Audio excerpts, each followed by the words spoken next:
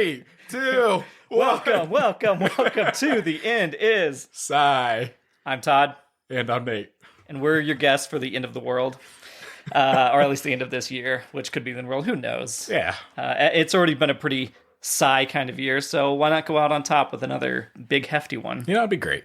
Everyone at a party, and once the year hits, they all just sigh when the ball drops. Like a big sigh of relief, like they made it through one more. Yeah. That's fair. Yeah, it'd be nice. Somebody's taking their last sigh. Yeah. A lot of people. How many people die per minute? We're starting off on a dark note. All right, dark note to jump into. May all Great, your somethings be forgot. And I don't know the lyrics of this song, even though I've heard it for 30 plus years.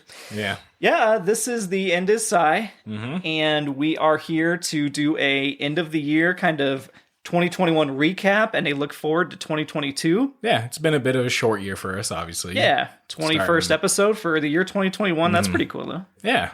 So, yeah, look at that. Yeah. Guys, we planned this the whole time. Man.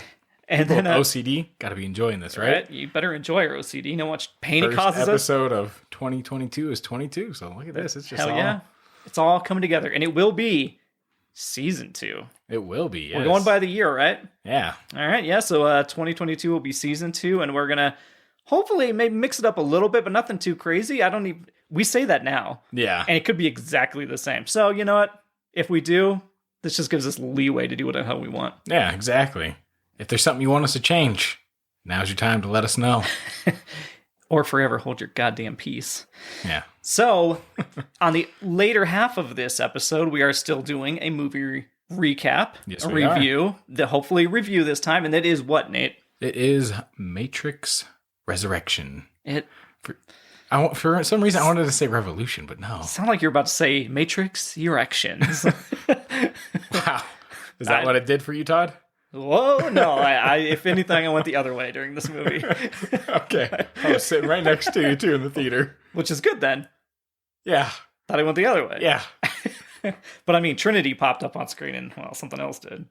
Neo. Yeah, exactly. Yeah, he popped up. Mother, for 2021, please turn off the pod. Yeah, we're going to talk about the Matrix Resurrections. But first, yeah, we're going to start breaking down kind of what we viewed, what we liked in 2021 Yeah.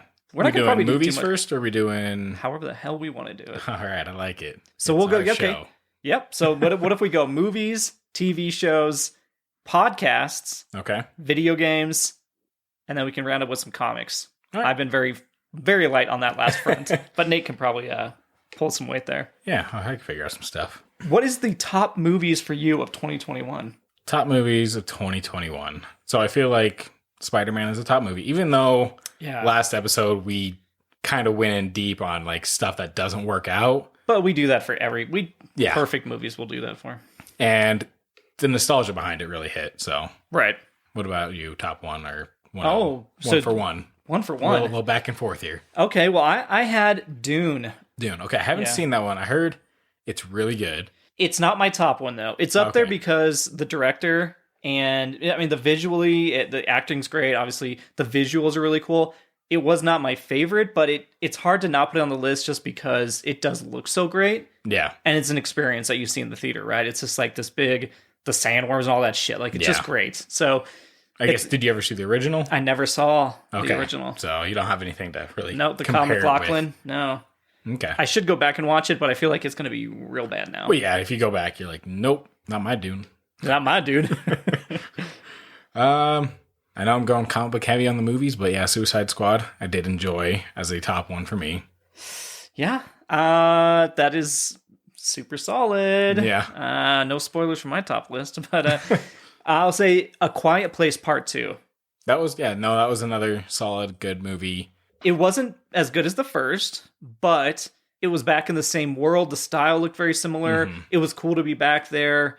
And man, I don't know. We didn't see too many movies this year, which is kind of putting a damper on the list. Wasn't. But that one still, I was like, oh yeah, that's right. That one stuck out when I was looking back at the list. Yeah. For third one, probably I'm gonna go with something that gave me a lot of laughs. Oh. Now you're gonna have to help me on the name because I don't remember it. It was on Netflix. Bad Trip. Yep, that's it. Yes. Todd recommended that to me, and it was one of those just kind of caught me off guard, and it was just a good laugh, a good ride all the way through. It wasn't a bad trip by any means. No, I almost put that on my top list. Honestly, it probably should be on there. I would almost bump Dune off just because it was a part one of a two. Yeah. And so it's like, I'd like to see them together, you know? I'm going to bump it off. I'm going to put Bad Trip there in my number 4 spot. Goodbye, Dune. Yep. Goodbye, dude. You done wrong. You done wrong. Dune wrong just sounds like a whole made-up language. Okay, so Bad Trip. Good call. I have Spider-Man No Way Home right up in there in the number 2 spot. All right. And it does feel cheap to put that in there because we just saw it. And it's like, if it had come out in January, are we still putting it as number? I don't know. Honestly, if it came out in January, would we still put it in our top 21s? Yeah, back in January of 2021. Oh, well, yeah. It's one of those, I guess, I never really looked at the extensive list of everything that came out. Because, I mean, you think about it, you had Godzilla versus Kong that came out this year. Garbage, but that's not the I know. top It's list. weird to think, though. Like, that came out this year. There are a lot where I was like, what? I forgot the Suicide Squad came out this year. Even though we did it for the pod, I was like... Sounds about right. Yeah. But man, I should have got a quiz together for the podcast. What ones did we do? What movies did we do? What used to be my old sign-off phrase? Do you remember that? You had like one? It was stuck around for like the first, I think, 5 episodes. Oh, shit. I always thought it was at fucking Candyland. Well, that was yours. But I thought it was like hours together and you just would throw something. I don't know. No, before that, it was always like, thanks for stopping by. Oh, God, that's right. Thanks for stopping by. Okay. Very Frasier-esque. Yeah. No, I did not recall that. I would have failed this quiz about our own podcast. All right, so I have Spider-Man. What are you going in with? I did top 3. Oh, so that's your top one. You took off Dune.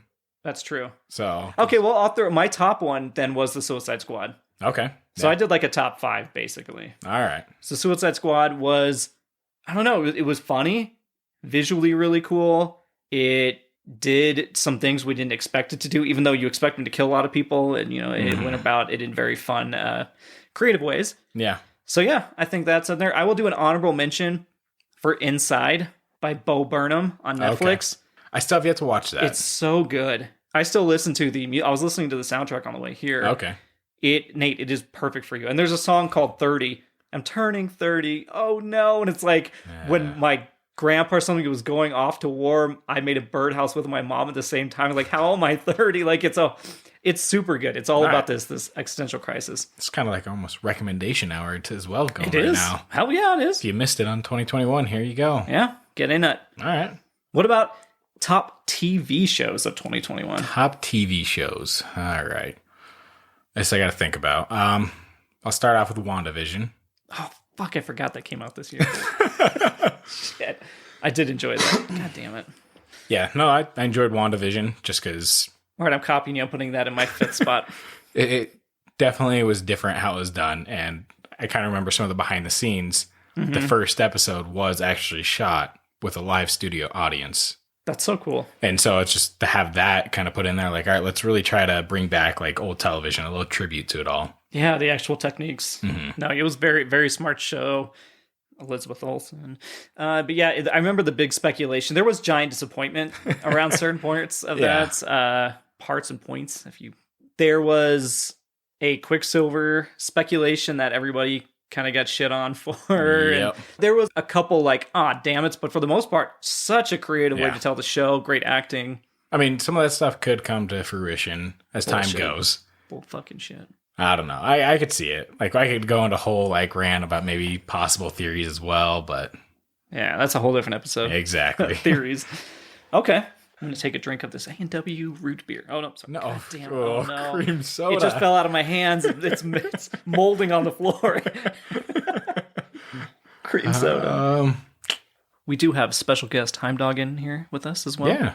He is our most famous recurring guest. Yes, he is. He chills on the floor here for moral support. He's well behaved. Mm-hmm, mm-hmm.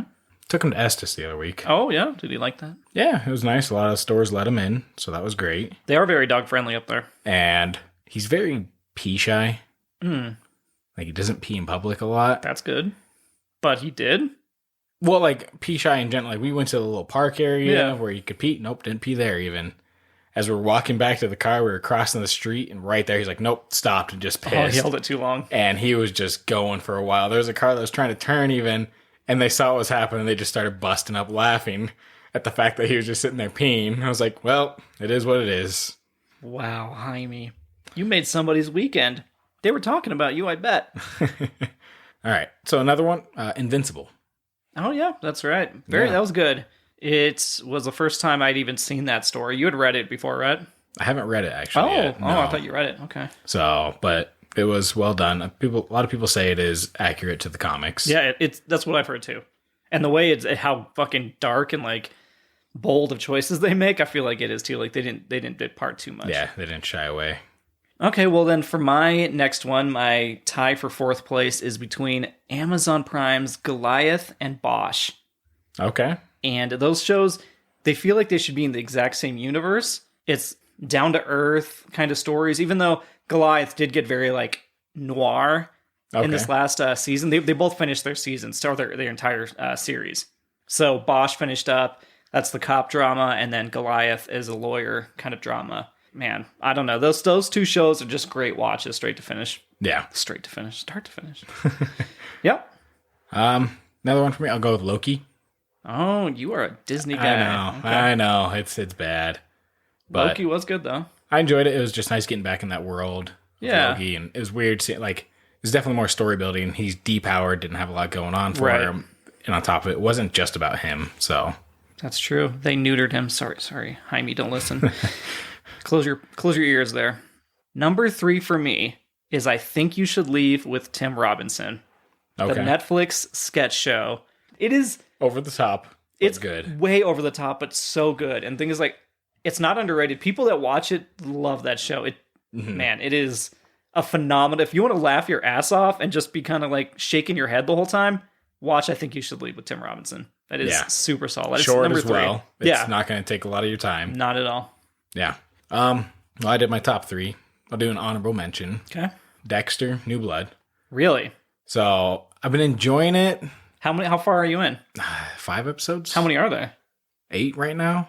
Is this still going? Yeah. Oh, okay. So I mean, it's not even done yet. Somebody give me your Stars login so I can, or Showtime so I can watch it.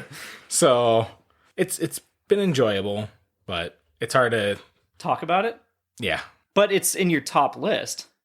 Well, yeah. I don't watch a lot of TV shows, though. That's not true. I think you do. You just don't remember all of them.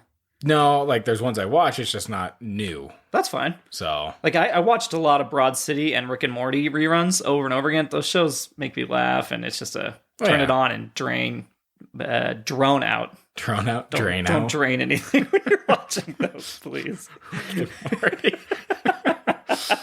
Well, I was bad phrasing. And draining out to Rick and Morty. I'm going to usually find one more honorable mention because I did the top 5. My number 2 is Succession. And we've talked about that. It's a family that's rich as hell, eating each other alive. It's very good. The season finale is very good. Yeah. It's got a lot of like nods back to things that were said previously and everything. All of a sudden you're like, oh shit. Like it comes to fruition, right? And that's the best written series, is that pulls things they talked about early on. So it's like a full built story. It's not something they thought about at the last second, like a Harry Potter story or some shit. Okay. Yeah, they didn't think like Horcruxes in, book 5 and be like, oh, fuck, we got to warp these in. Sorry, that's my knock on Harry Potter real quick. Even though I like Harry Potter. Yeah. All right, give me one more honorable mention. I'll give you my top one, which should not be a surprise for anybody if they've listened to this show. Yeah, I think I know what it is. For last honorable mention, I'll go with Tresse. It's an anime on Netflix. Tresse? Tresse. What's that about? It's kind of dealing with a world where kind of mythical creatures live with humans. Oh. And there's some magic involved with it as well. Isn't there a comic book? Yeah, there is. What's that called? Tresse. Tresse. Well, no, there's but there's another one where it's like animals. Manga. Oh. Where they like they're cops and stuff and they're walking around. It's almost like Zootopia type stuff. Oh, you're talking Animosity. Yeah. Is that not the same kind of thing? Do they not eat any humans there? Well, I mean, Animosity is different in the sense of it's animals gained sentience. Yeah. Okay. So this is like mythical creatures with Tresse. Oh, okay. So sounds like a Cirque du Soleil type act going on here. Yeah. Tresse. Yeah. Oh. It could fit with that for sure. Have you ever seen Zoomanity? No. It's like an orgy on stage. All right. Don't need to watch that. No. It was good live in Vegas. Enjoyed it. Yeah. They asked for volunteers. You're like, oh, me. They did have volunteers, but man, wow. the people that got into it, is like, you could tell it was like, oh shit, this person is humping me on stage. But my number one is, what do you think it is? Oh, gosh. Let's see. He's talked about it a few times. Am I going to forget? Is it like Your Highness, or what was it? The Great. The Great? Okay. Yeah. I knew it was dealing with like... the something, like a royalty. Yeah. Yeah. The Great is great. I'm not going to talk about it anymore, but that is my number one. All right. Fucking laugh my ass off. Yeah. Something I still need to add to my list. Oh, Todd's mad at me. He's reaching over to punch me and hit the mic. Sorry. Gonna add that to your list. You better watch that shit. So next up is a top podcast. Hell yeah. And I think let's do top 3 on this one. Top 3? Okay. Yeah. What do you got? So I think we might agree on this. The Weekly Planet. Yeah, The Weekly Planet is good. So it's just 2 Australian guys talking. Definitely a big influence for this podcast was The Weekly Planet. Just a couple guys chatting about things they like. Yeah. All right. So. Oh, my turn. Yeah. Oh. I went first, didn't I? Yeah. Yeah. All right. I didn't know if you were done. Just points at me, guys. He just demands things over here. Oh, the finger guns are mine. We hate movies. Yeah. Yeah, that's good. Have you listened to an episode? I've listened to some, yeah. Okay. Did you listen to the Final Destination one? No, I haven't. That's the one I sent you. God damn it. No, We Hate Movies is, if you enjoy the way we kind of break down movies as we talk scene to scene, this is that, but like on a professional fucking level. These guys, there's 4 guys, and it's We Hate Movies, but they're like, you know what, they can love a movie, but then rip it apart. Yeah. And it's just them going plot by plot. They're really good at voice acting when they're like making fun of an actor in there. It's, dude, these guys are hilarious. They're definitely a big inspiration for me for doing podcast or movies on podcasts. Okay, yeah. Second one for me is a Dynamic Duel, Marvel versus DC. Yeah, I've listened to one of those, one or two of those. I always enjoy it just because like the research they go behind on some of their stuff. They do some movie and TV show reviews pertaining to the comics, but they also have dual episodes where it's one Marvel character versus one DC character. Right. And they try to keep it similar with some of their skill sets, like versus. Who's won more, Marvel or DC? Do you know? I don't know. I haven't looked at the stats on that, but they keep the stats up. Yeah. Oh, that's cool. They also have it set so it's the Monte Carlo system is what it's called. Okay. So kind of what they did on like the History Channel, like Warrior Battle show or whatever. Oh yeah. Where they would do a bell curve with it, and it'd be out of 1,000 matches, and out of those 1,000 matches, whoever won the most is depicted the winner. Makes sense. Averaging it out. Okay. Yeah, because they always say like, oh, even though Superman and Batman fight, Batman has found a way to win, even though Superman should always win. Yeah. He could laser him out of the sky miles away. Exactly. Yeah. Okay. No, yeah. I need to listen to more of those. My number 2 is Freedom. I'm not sure if I mentioned it on the pod before. I probably have. Scott Aukerman, Paul F. Tompkins, and Lauren Lapkus. Okay. 3, Mount Podmore, as they call it. They'd be up there. There's nothing to it. It's like the Seinfeld of podcasts. Okay. Yeah. They just started. They're talking about their life and they're making fun of each other. It's just entertaining through and through. Man, I couldn't handle getting made fun of by Todd. Welcome to life. Number 3 for me is Do Go On. So that one is kind of an informational podcast. They pick a topic and they just kind of, someone does like a research on it and they tell the other 2 about that research topic. Sometimes they get off topic and that's where the whole Do Go On comes in. Okay, yeah, I follow them on Twitter. I've never listened to an episode. Yeah, so they're all really good. We'll get to that later. I'll talk about kind of a tease for Do Go On. No, Do Go On. Oh, wow. Am I going to get a lawsuit? It'll be a little bit off topic here, but how do you feel with voices matching up with what the person looks like? I cannot stand finding out what podcasters look like. Yeah, because it never matches what I've envisioned. Mm-hmm. Like I have seen glimpses of the We Hate Movies guys, but I try to ignore it and like block it out. I'll quickly scroll away and be like, those are just guests, so right? You go to a live show and you shutting your eyes. And that's my problem. Is like I want to go to a live showing. They don't tour in this area. They're from the East Coast. But yeah, I would do it and be like, okay, well that's fine. It is what it is. Yeah. But like I didn't look at who the Weekly Planet guys were for a very long time. I remember you saying that. Yeah, but social media, if you follow him, you're gonna all of a sudden you'll see them It'll on pop other up. podcasts promoting. You'll see it all. The reason I brought that up is because one of the podcasts I was do on Steve Warnicki. Yep, heard the name. He doesn't really look how he sounds. He's that Really? one that kind of change. You're like, oh, that's okay. Well, I mean, I'm okay with it. Can you not see that now, or do you still see the old image in your head? No, I get past it. You see, but do you imagine the old version talking? No. Okay. I just see him there, and that's it. It's kind of like reading a book when they adapt it. Yeah, that's the other thing. Yeah, You have it in your head, and then you see the person that's playing it. Do you now always see like Daniel Radcliffe as Harry Potter, or do you picture a different kid? At moments, it's just Daniel Radcliffe. Right. I guess that's like a lot of voice actors. All the different voices they do, and then you see him. Like Jess Arnell. yeah. Won't expect it. He looks like a total rocker guy. Really? And he's done, I think, Wacko and Animaniacs. Yeah, okay. He's done some princess character in the show. Oh, So very he's versatile. Like, oh yeah, he's amazing. Excellent. That does not take me to number one, but I will go to it. Or did you say your number one? Do go on, right? Is that your number one? Oh, I guess I kind of went backwards. Oh, okay. I was going to say, Yeah. Weekly Planet would definitely be your number one. Yeah. Well, my number one is, Comedy Bang Bang. Yeah. I talk about them all the time.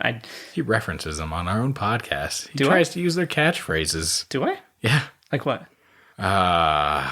Something we were talking about lawyers or something like that, and something came up with it For lawyers? in an old episode. Oh, I'm sure I've thrown that in there before. Yeah. Again, it's Scott Aukerman from Freedom, but it's his podcast, and he's a huge part of the pod world, and it's usually about an hour and a half of just laughing your ass off. It's him talking to a real person and then fake people coming in and having shit going on. But anyway, it's Comedy Bang Bang. Huge recommend. All right. What's up next? 2021. All right. Boom. Next up is video games. Ooh. Yeah. Something close to our hearts. Yes. I'll start. You want me to start this one? Go for it. My number 3 is the Resident Evil remakes. And I packaged them all together, even though like number 1 of the remakes came out on GameCube at this point, because I recently played through all of them. And they move at a pretty quick clip, but the remakes were done really well. Like, it still holds true to some of the original stuff. There's still asshole moments in there.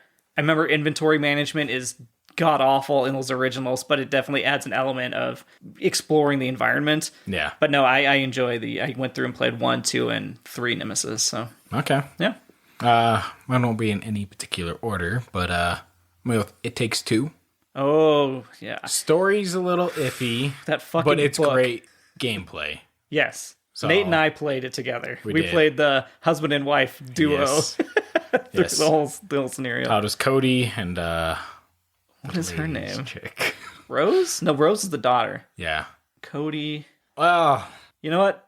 She's something. yeah. But the book, the antagonist is yeah. fucking annoying as hell. The Book of Love. Oh, dude, that piece of shit. The game is way, way longer than you think it's gonna be. Oh, it really is. Yeah, it's one of those like, all right, here's the end. Nope. It goes on for like another 2 to 3 hours. Yeah, Nate and I, we consider ourselves pretty competent game players. Like, we rolled through the things we had to. The most it took us was because we were fucking around. Like, there was a snow the biggest level. difficulty that we had was me kicking your ass in the mini games. No, I beat you in the mini games.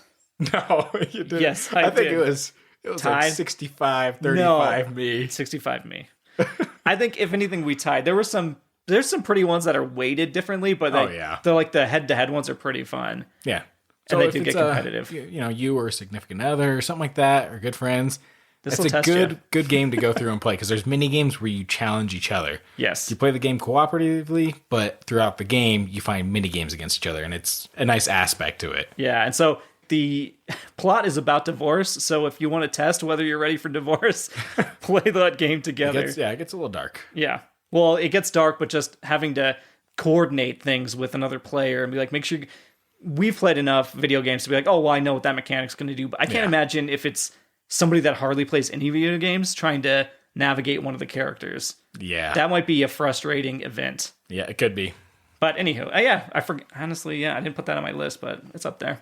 All right. Mine, number 2, is actually, it feels like a cop-out, but it's Apex Legends, just because we played so much Warzone that we started to hate it. Like, hate it. I didn't hate it. I just go with the flow. Yeah, but it wasn't fun. Like nothing was new. They didn't the map when they did the change. They made it worse. Yeah, they just didn't update. They've we've made so much money. It doesn't matter what we do. We can do the smallest update, call it the big update, but we changed the leaves to an autumn color. They basically took fully built out buildings and made them in half broken ones. It's like, well, cool. Now I can be shot from anyway. Apex was a good change of pace. Yeah. It's colorful, it's quick. I don't know. People that play Apex, they don't need me to explain why it's good, but I would prefer that over Warzone. Okay.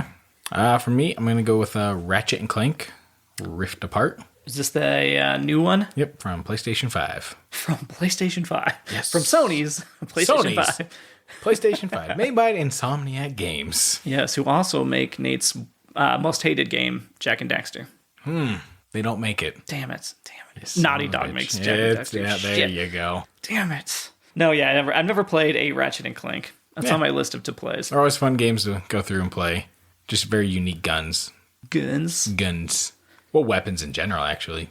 Okay, well, I'll try it out. I think because it's one of the first exclusives to PS5 that I think I should give it a shot. I think it won best. I mean, it's kind of hard to say, but best adaptive trigger controls. Like it utilized the PlayStation the haptic stuff. Yeah. Okay.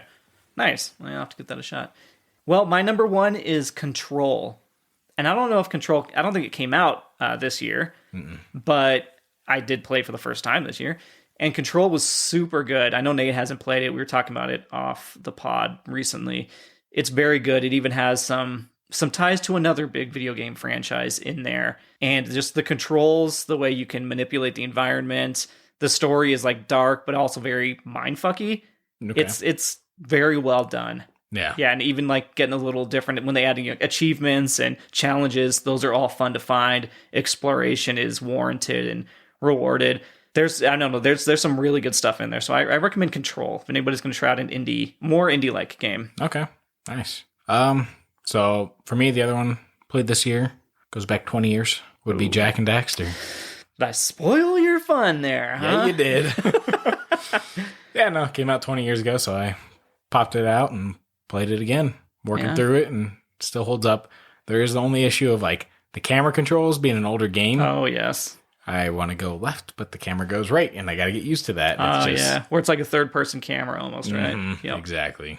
Yeah, I need to go back and play some of those. Again, I went through all the Resident Evils. I just went through and played BioShock 1, 2, and Infinite. So I'm just crushing old trilogies. So I should go through and play Jak 1 through 3. Yeah. Even though 3 is fine. I know you're not a fan of it. It's fine. Even number 2 is hard as shit. There's some stuff in there that is rage quitting hard. Oh, yeah. I remember some of the stuff on that one. Yeah. The final boss I had issues with when I was younger. Ew. Yeah. Well, that's video games. Yeah. What about, now this one I have one. This is top comics of 2021. Okay. I only read one comic this year, and I know. Trust me, I apologize, listeners. I have been on a non-comic kick, but I do have a list of them that I want to purchase from Midtown and just get back into it. So it's not a lack of liking comics. I don't know. I binged a lot of TV and shit like that. But I read Stray Dogs, as loaned to me by Nate over here. And I read it this afternoon. All right. So it's fresh in my mind. It was very good. A lot darker than I expected it to be. It was good. 5-part series. Yep. Is there going to be a number 2? I think they're working on others, but I think it's just going to be dealing with other stray anthologies, dogs. Basically. Yeah. That makes sense. So for me, I've been enjoying the new Moon Knight series. Oh, man, I do love a good Moon Knight. So that one's been really good. Who does that one? Jed McKay and Alessandro Caparino. I can't pronounce the last name. Let's see what else has come out this year. I want Saga to come back out. That's actually a good one. It's coming back out? January. Saga starts back up. If you guys want to... Full list? What? Yeah. Do I need to tell me these things? We have. Who? Chris and I. Oh, okay. Well, this must have been a while ago. It was. Okay. Damn it, I'll have to put that on my list. I would highly recommend Saga to a lot of people. So they came out the first 54 issues, I want to say it was. Yeah, about that. And it's just it's like a space opera kind of. Yeah, it doesn't fuck around. No, it doesn't. Characters are expendable. Yeah. And that's the scariest thing about a comic book is when, like Marvel, they're coming back or whatever. There's timey-wimey shit. This is consequences for your actions. Yep. They had a 2-year hiatus, I think is what it was. It's been a while. Because originally it was supposed to be like a year they were going to take off, but then it ended up being 2 years as they kind of delved out the story more. It's Brian K. Vaughan and Fiona Staples. Yep. Brian I actually knew that. As the writer and Fiona as the artist. Yeah.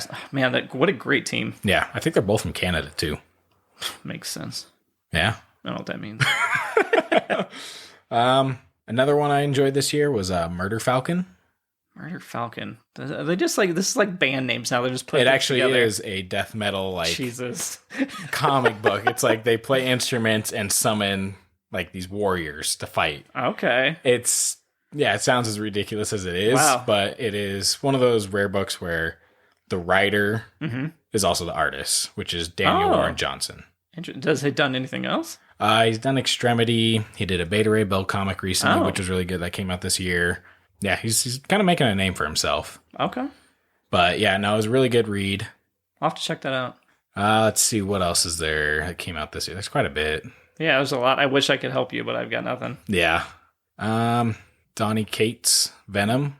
Okay. Kind of wrapped up this year. He did a really good start on it. At times, I don't know if he knows how to finish out a story a lot, but he's like really good at building. Like a showrunner, and sometimes like a TV showrunner. He just started the Hulk series as well that came out. Issue 1 restarted over. Okay. I heard that the Null has been really good. Yeah, he's the one that created Null. Really? Okay. Yeah. So my brother said that Null was a really good run, and that's on my list to get. Yeah. Anything Donny Cates usually is a pretty well written book, most of the part, because he's done God Country. Oh, that's right. He invented Cosmic Ghost Rider as well with a Thanos storyline. He's doing the recent Very interesting. Okay. Thor series with Marvel, really good as well. The one with Lady Thor? No, that's Jason Aaron who's doing that. Oh, okay. So, but he's gone back to original Thor. What is the name of it? Because it's not just Lady Thor. Is it called Lady Thor? Just Thor. Oh. All right. It's one of those where I didn't want to come off sounding sexist, but it was lady. How do I explain that otherwise? It's hard to. Sorry. Yeah, I didn't say it was that female. It's the whole whoever wields the hammer shall possess the power of Thor. But I knew that that it was moving over to Jane Austen and Foster. Jane Austen is a writer. Yeah. I mean, there's a lot of books out there this year. Yeah, I don't know. That's kind of it. No, you don't have to keep going. It's fine. No, that was quite a bit. Did you apologize? Yeah, I feel like that was a lot. No, it's fine. I didn't have any other. That would have been like the 5. It's good. Okay, yeah, so you have a few recommendations to read and watch on that list. That brings us to the end of the best ofs. Yeah. What about the worst of what we watched in 2021? Not even necessarily it came out in 2021, but what did you see? Old. Yeah, Old's number 1 on mine. Yeah, that's definitely the top. There's nothing that beats it right now. There's nothing redeeming about it. No. Do you have any others, or? I kind of enjoyed a lot of the stuff that I watched this year. I guess I didn't watch a lot too. That's fair. I did put Matrix Resurrections on this list. I could see that. Yeah. Which again we will be getting to soon here. And Halloween Kills. Yeah, that's right. Yeah. Forgot about those ones, didn't you? Yep. Actually, it's funny because I even wrote upcoming for Halloween Ends. Yep. Yeah. Which I took off of my anticipated because of how bad they did on 2. Yeah. Like I don't have any faith. No, I don't need it's going to be bad. Yep.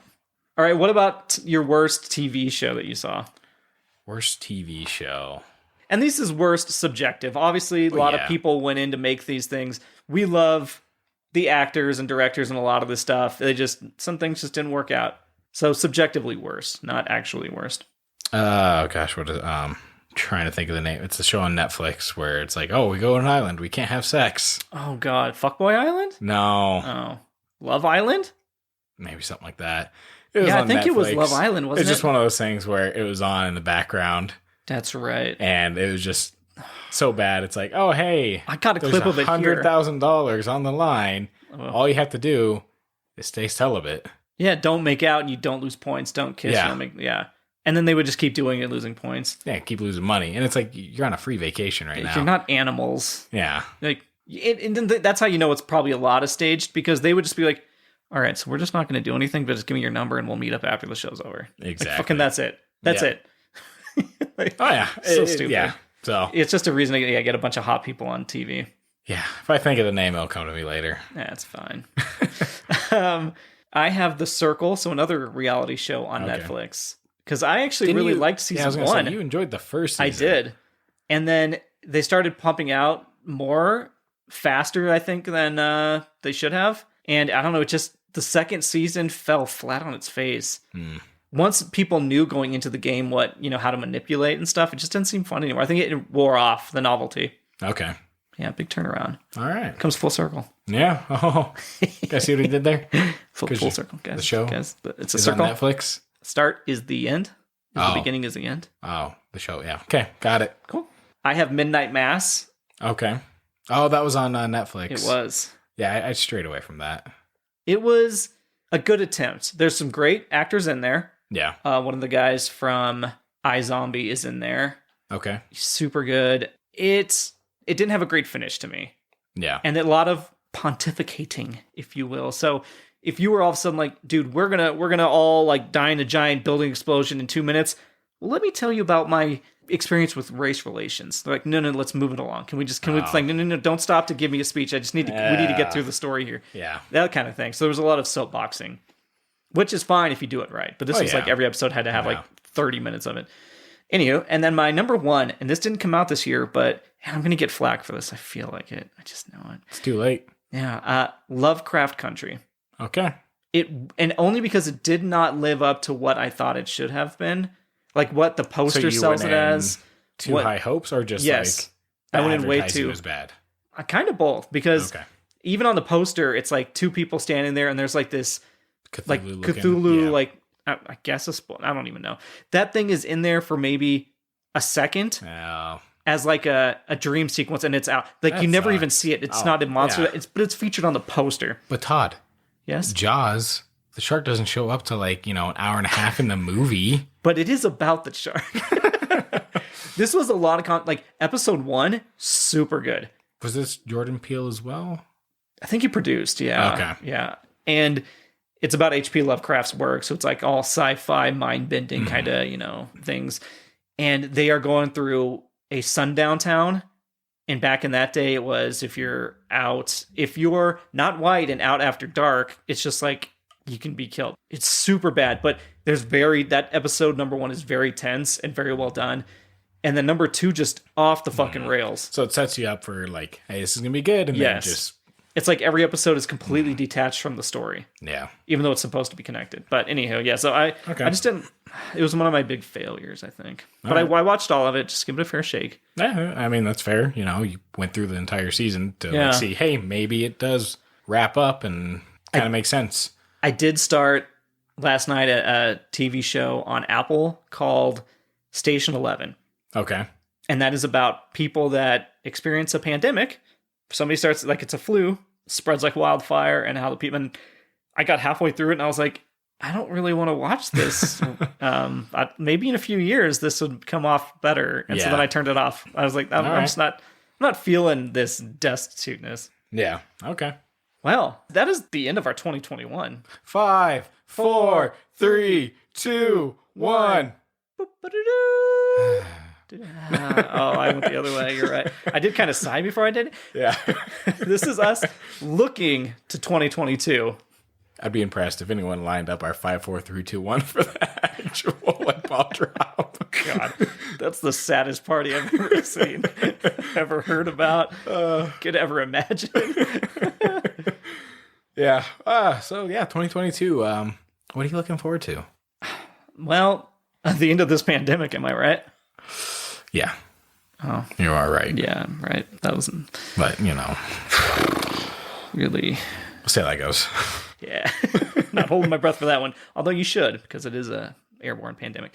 Okay, to the most anticipated movies of 2022. What are you looking forward to? I know there's a number. Do you want to give me a little scroll on our screen there? We wrote them down because memories are garbage. So I kind of went through and I didn't do most anticipated. I just have a list of January through December of movies. Holy shit! It's. I mean, I dwindled it down. Like some months are 1, some months have 2. Should I go through my list first then? Because you might just talk about movies Yeah, go for it. Okay. Well, before we get to Nate's list, then, my top. What do I have? 5 there. I do. My top 5. Nope. And that is Jordan Peele's next movie. Okay, I saw that on there. Yeah, I did not like Them, but I liked Get Out. Get Out. Or is it called Us? No, Us was the second one. Okay, so it wasn't Them. All right, so Us. I didn't like Us, liked Get Out. This is no idea. All I know is there's a storm cloud above a city, and there's like a almost, in Back to the Future when Doc Brown gets zapped out of the DeLorean and it leaves that flag thing. Yeah. That's what's hanging out of this like storm cloud. Okay. And so it looked very whimsical, and it's just called Nope. So I'm very excited to kind of see what this is. Yeah. My number 4 is Top Gun 2. What? Top Gun? Todd and Top Gun? My boy, Tom Cruise. I know. I'm going to get... People hate it when I say I like Tom Cruise. He's a great the actor. Art from the artist. Yes. Okay. So chill the fuck out. Yeah, that's always a hard thing I think people have issues with, is separating the art from the artist. Right. Which brings me to number 3, Mission Impossible 7. What? Tommy Gunn. Another? Back to back. Oh my gosh. Number 2, Doctor Strange, Multiverse of Madness. Only because it looks really good, and it's got my girl, Elizabeth Olsen. Yeah, that one I feel is gearing up to be another big one. Yes. And Nate's seen the trailer, so that's pretty cool, huh, guys? Not cool. It's not cool, guys. Nate has seen a trailer. Woo! There were spoilers in there, too. Woo! There were some spoilers. Yep. And I rewatched it, so now I know what you were talking about in reference to what ifs and everything. Yeah. So I get some of that, okay. And number 1 is actually The Batman. All right. Because it does look dark and like a really gritty, gritty's overused, but a really gritty take on the Batman franchise. Like brutal. It looks, that's probably the best word I've got for it. It looks brutal. Yeah. I remember seeing an image for it too. Acting looks fantastic. With it was like Batman's like outline of his face, and it was the green Riddler symbol. Oh, nice. As like the outline. I was That's cool. that's a nice little marketing. Yeah. So the trailers come on many times going to the theater recently, and every time I just have to stare at my seat. Because I do watch the first ones, and the first one came out, it was like a teaser. Yeah. But the next ones I don't watch. Well, it's like, how much are they going to load up on trailers? And the closer you get to a release date, the more information they reveal about the plot. They'll even show you the whole fucking movie's plot at some point. Yeah.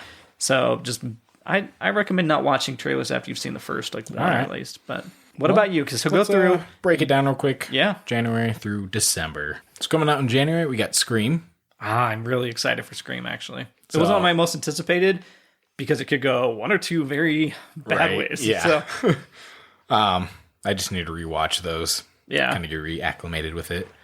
And then January as well is Morbius. I'm more curious about it. I don't have any high hopes for it whatsoever. I have zero hopes for it. But even with the trailer, I have zero hopes for it. It'll be interesting to see what they do with that, how much they fuck up. February, we got Uncharted. Ooh, even Tom Holland said he didn't really do his best work for that movie. That's... If I was the director or whatever of the studio on that one, I'd be like, Tom, you fucker. Yeah. And the other one in February for me is a definite must-see in theaters. Yeah. Jackass Forever. Yes. That was almost on my list. Yeah. It's one of those where I'm ready for a good belly laugh. With a theater of people. Exactly.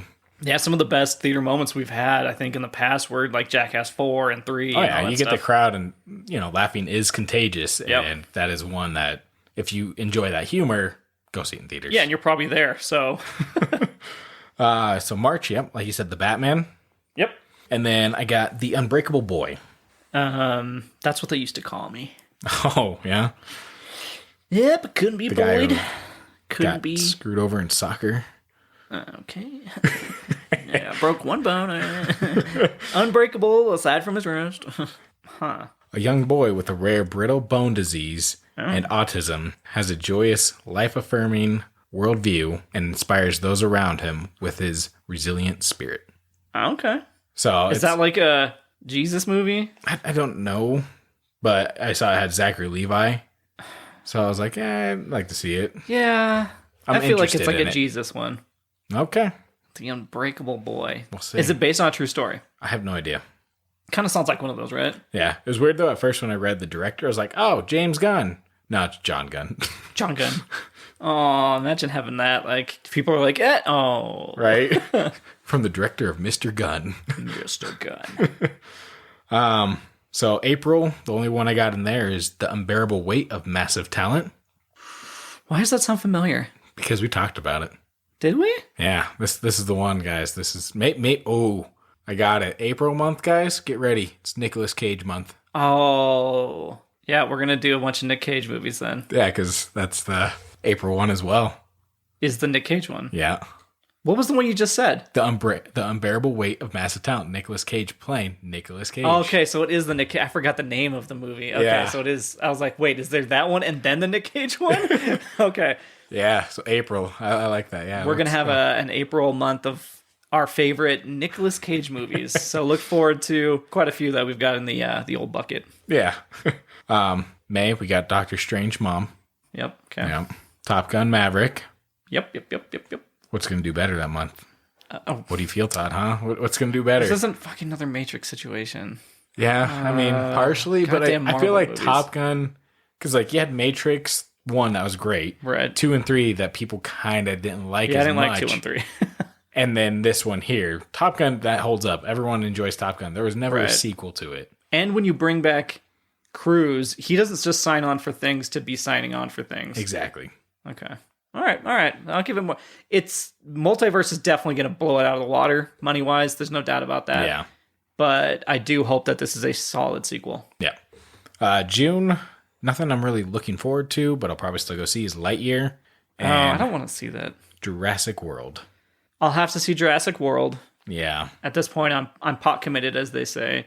I will not see Lightyear. I don't give a shit about That's fair. the fake Buzz Lightyear backstory. Give me a fucking break. There was a TV show about it, right? Was there? There was actually. I don't care about any of that. July, we got Thor, Love and Thunder. That's going to be really good, hopefully. Yeah, If it's anything from Ragnarok from 3. It's weird too because Jane Austen is back, right? Yes, Jane Austen playing Jane Foster. So that'll be interesting. You think that's a torch passing for that? I hope not. But when are they announced her at Comic-Con? How do you not do it in the next movie? Yeah, but I just feel like there's better choices out there. But they announced it. I mean, it could be a whole. This could tie in with like multiverse stuff. Oh, all right. So I just feel like Well, that's probably how Blade and them exist in this world, right? maybe. Because they haven't shown up. Like, you don't just all of a sudden say there's vampires when there's never been vampires, right? I mean, there's that. Because but at Blade the can't same be time, hunting all these vampires and just none of the Marvel people even This know is they where exist. they're getting too big for their bridges. They are. The Marvel has gotten.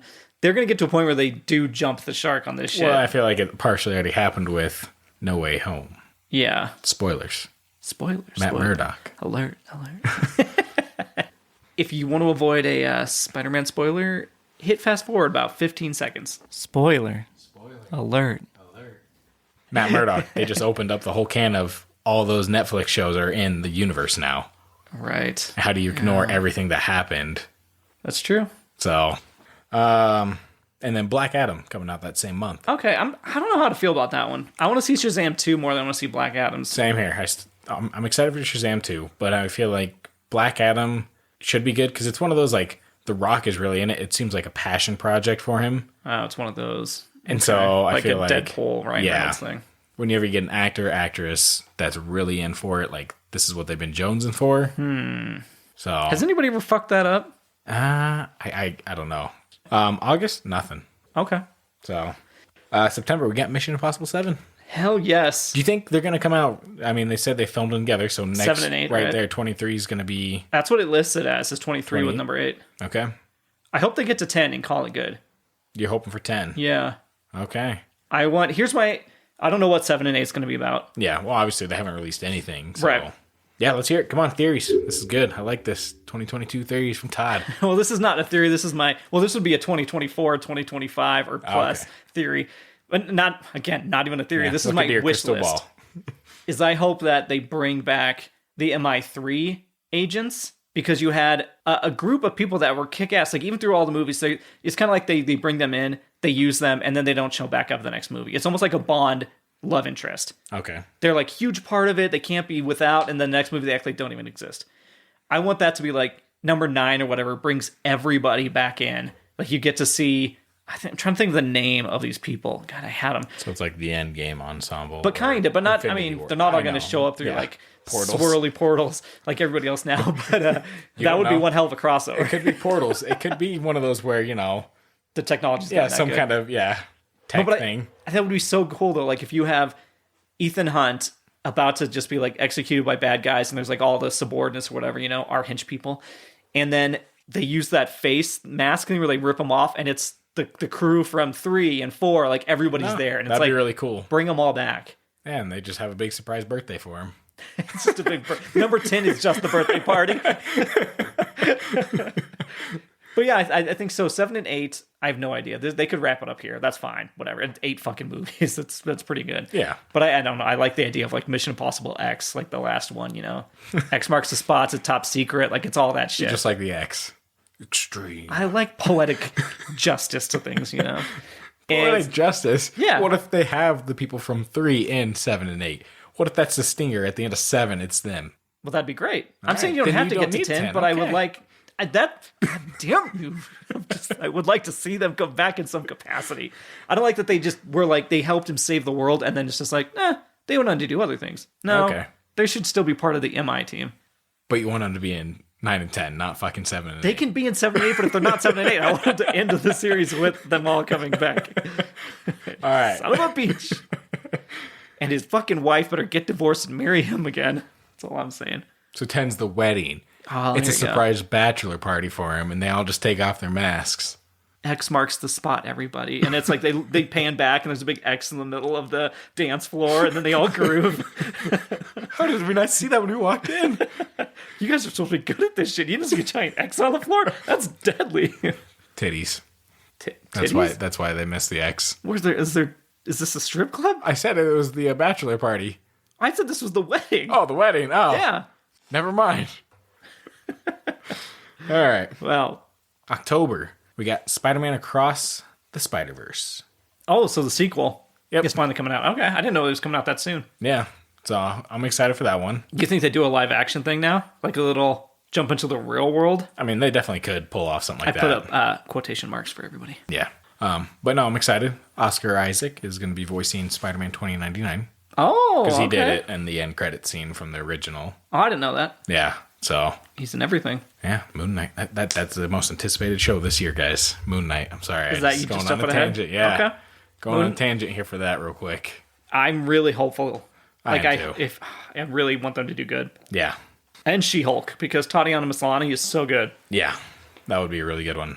And then October, Halloween Ends. Like we said, it's going to be... it's going to get the views just because it's October, it's Halloween. Is it going to be a put us out of our misery end, or like I hope it never ends? Oh, God. Evil dies tonight. That was one of your sign-ups, I remember that. Evil dies tonight. Fucking hell, guys. Yeah. Oh, that is why it's on one of my worst movies of the year. Yeah. November, we got The Flash. Not excited about that at all, because Same. it's been through so much shit. From the rumors I've heard and like the casting and all that, I'm excited about Keaton. there is a lot of nostalgia that they're pulling out, but I am surprised that it'll be interesting to see. they kept the lead actor in there, Ezra Miller, Mm-hmm. because he had a big This could be a passing of the torch for him, though, too, because, he had the assault choking.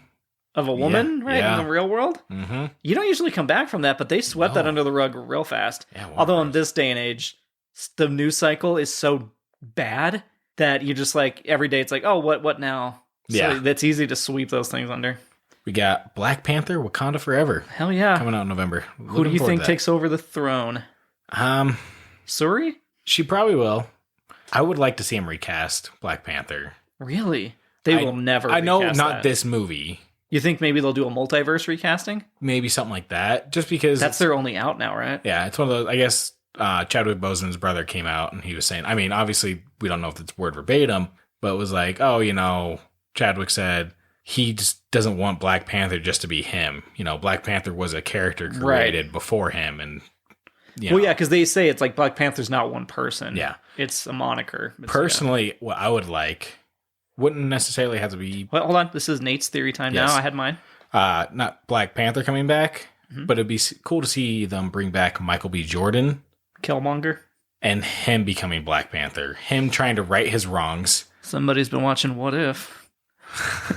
Yeah, but he's a piece of shit in that one. He's a piece of shit through all of them, yeah. Yeah, so this would be more of him actually trying to right his wrongs and realizing... So this is not the What If version of him. No, this is more of just him trying to come to terms of everything that he did. That's fair. Didn't he do some pretty gruesome, horrible murders to people?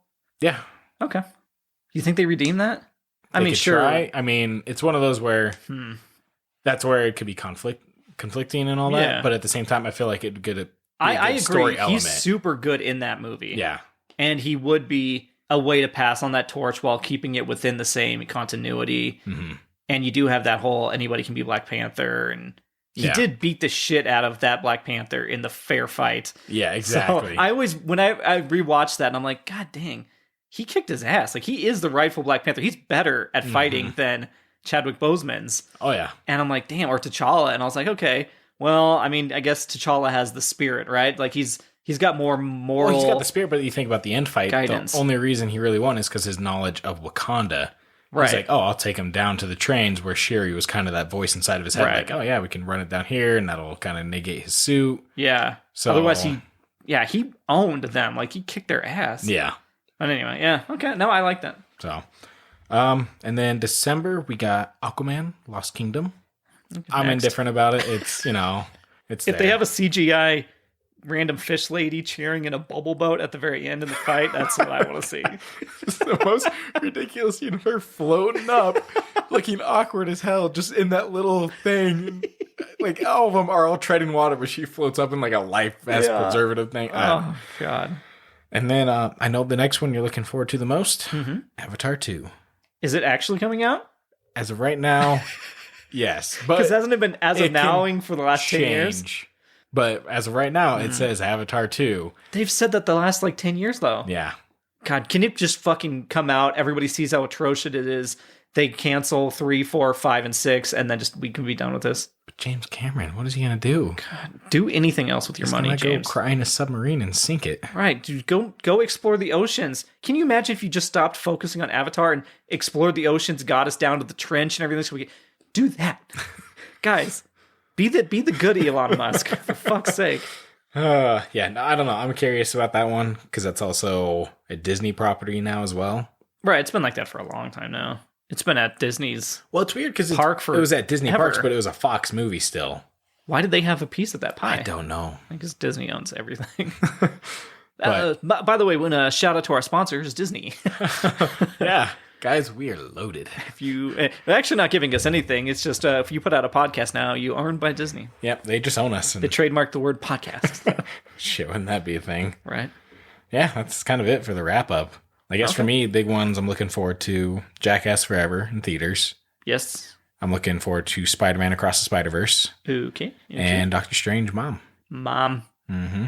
And we'll see if they all end up coming out on that same date. Who knows? Things get delayed all the time. Things get pushed back and moved around. What is not going to get moved around is the most anticipated shows of 2022, our TV shows. Do you have any idea what those are for you? Moon Knight. Yes, Moon Knight. Definitely on there. I'm going to say Lord of the Rings on Amazon. Looking forward to that. It'll be interesting to see. I haven't even looked up the casting for that. I don't think there's anything on the big cast. Good. I think it's just production-wise it's being the most expensive ever made. No, definitely excited for that to see how they depict everything and how much more. I mean, there's so much story to the books that wasn't even in the movies, so there's a lot more that they can touch base on, which will be nice. I am also looking forward to a show on Apple coming out called Severance. Okay. And this sounds like it's going to be a psychological kind of fuck-up where, I can't remember the name of the actors in this, but there is a few big names, where you go to work and they actually put you through a program. It's called their severance program, I think. And it erases your ability to think about your home life when you're at work. And when you're at home, that you can't think about your work life. Like your brain loses all memory of the other when you're doing it. So it turns it off and on. Like so that's you're good and bad. Yeah. So you're not distracted at work. You're just thinking about work. You can't remember, I have plans or whatever. Or, I don't want to look on the internet. And then vice versa. I'm not stressed about work because I'm at home. And there's going to be some fucked up shit going on in the places where they're forgetting. Right. Yeah. So I'm very excited to see kind of what they do with this. Yeah. No, that sounds good. Maybe I'll get Apple TV. Dude, maybe. I know it's free. It's like PlayStation 5 right yeah, now. it's free. Just sign up and get it. Yeah. There's some good shows on there. Yeah, like I said, Moon Knight, I'm excited for. And She-Hulk, I'm excited to see how they depict a lot of that. Because how do they stray away? Are they doing all CG for her? Are they just painting her green and doing a lot of camera angles? She's going to go in and out of Tatiana Maslany. But the whole thing about She-Hulk is she's always She-Hulk, right? Exactly. Damn. Well, she's a tiny person. She's not big, so they have to be mostly CGI. Yeah. But, I mean, if they can do it half as good as the Hulk version in the movies, they'll be fine. Yeah. Well, I mean, there's that, but also, like I said, if they do the angles, right, get it to work out like that. Lord of the Rings. That's true, yeah. You're standing in, like, trenches, or you're standing on boxes for different ones, yeah. Well, my last one, my number one for the most anticipated is Search Party. And I know I've talked to you about that before, but Search Party is so fucking good. It is dark, but it's funny. It's like it's a real dramedy. Okay. And this I think will be the 4th or 5th season. That's on HBO, right? Yes, they've got bought by was it TNT or something was doing the original, or no, FX might have been doing the original. I can't remember who was doing it. Okay, but the HBO bought the rights and now it's has exclusive holdover, and so I think they're doing this season and maybe one more. Okay, nice. Yeah, I really enjoyed that show. All right. Cool. Well, that brings us to most anticipated video games of 2022. Yeah. I know what we both have on one of our lists. Yeah. Horizon Forbidden West. Yeah, Horizon Forbidden West. I'm looking forward to that. That's coming out in February. Yeah. February 18th. What's the plot of that one? I don't know. Okay. I just know there's mammoths. I was going to talk about, I thought you were actually going to tell us what like the conceit of Horizon was in general.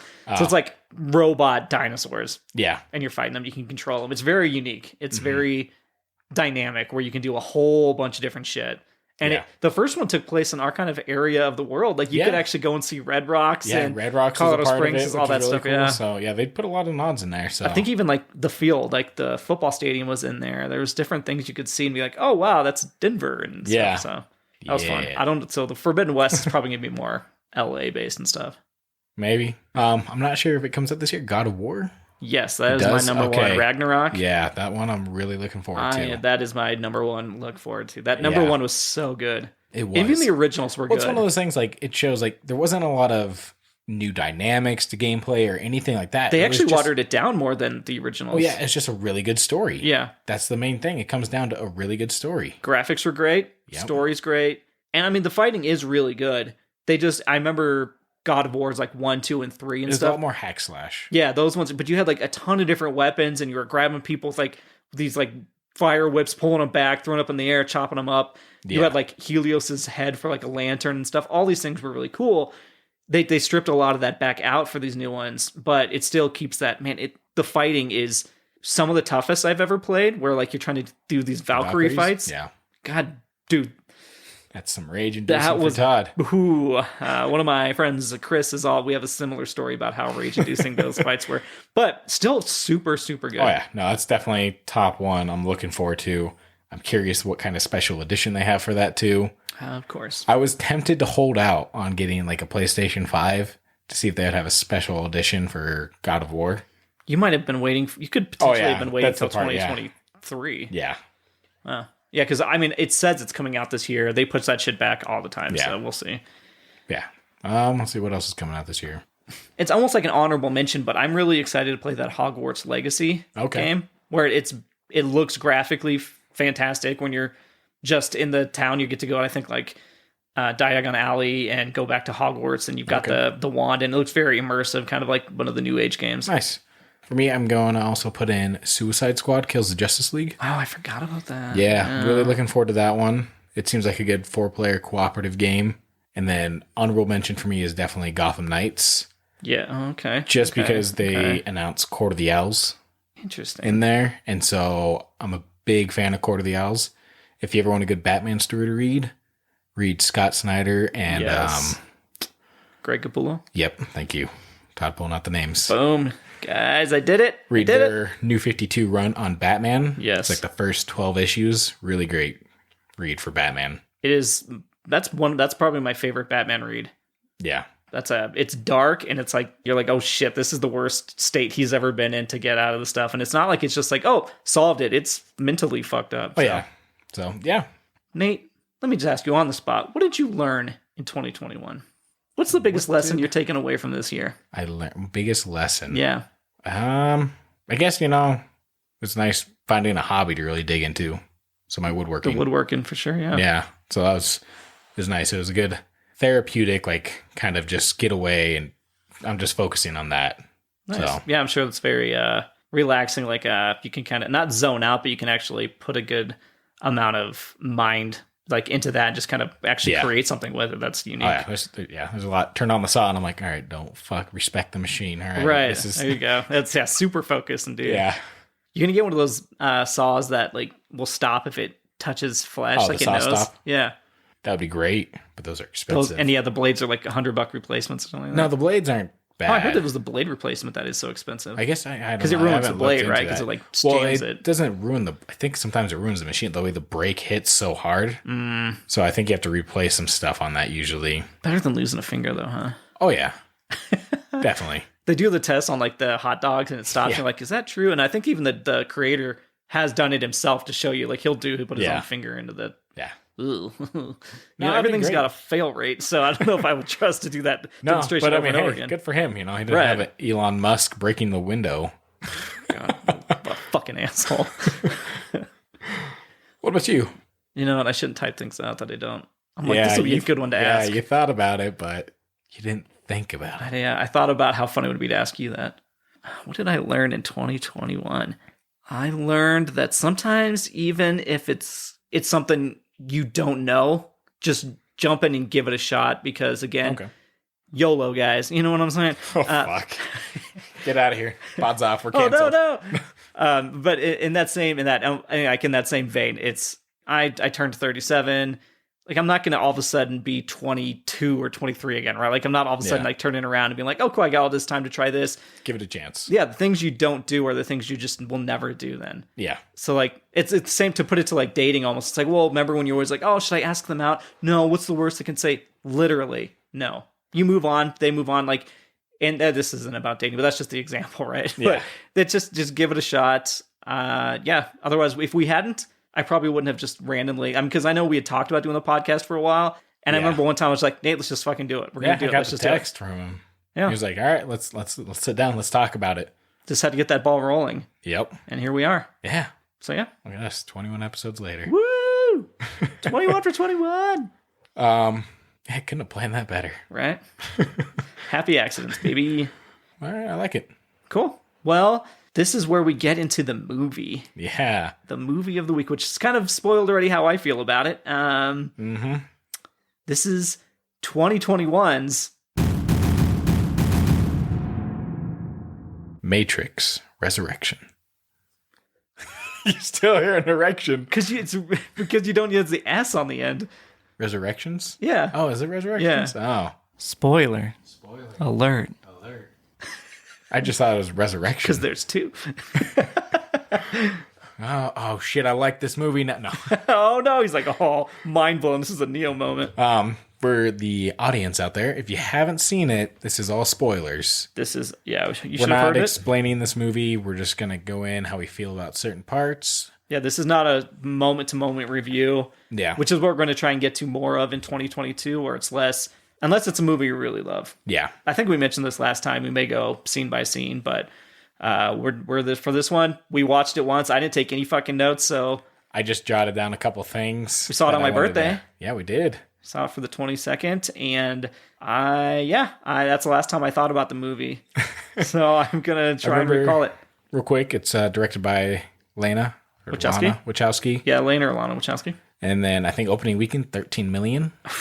But that could be a hit from HBO because it's also streaming on HBO. What a stupid deal they made. So, but then again, it could be Spider-Man that's just blown out of the water because I think Spider-Man finally passed the $1 billion mark this past weekend. Yeah, that makes sense. There's a lot of things against it.